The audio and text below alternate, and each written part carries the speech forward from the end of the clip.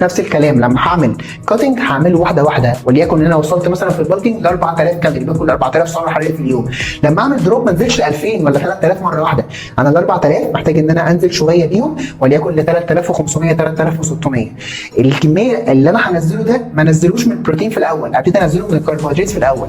نزلت الكربوهيدرات واحده واحده ولقيت الميزان بتاعي تمام بينزل، بس كميه العضلات اللي نزلت في الاول معايا كانت اسرع من الفات. ده معناها ان انا محتاج، جسمي محتاج بروتين اعلى شويه. زود بقى كميه البروتين بتاعتك شويه وانزل بالكربوهيدرات تاني، هتلاقي الفات بتنزل بس البروتين ما بيقعش، العضلات ما بتقعش، وانت كده ماشي صح لحد ما توصل لنسبه دهون كويسه. ممكن في الوقت ده تخسر شويه من العضلات اللي انت زدتها، يعني زي ما افترضنا احنا نزلنا 39 كيلو، عايزين 4 5 كيلو عضلات، ممكن اخسر مثلا في الاخر في الكاتنج نص كيلو او كيلو عضلات، يبقى انا كده محصلت البالكينج والكاتنج بتاعتي زدت حوالي 3 كيلو عضلات او 4 كيلو عضلات. ده رقم كويس جدا في وقت بالكينج وكاتنج كاملين.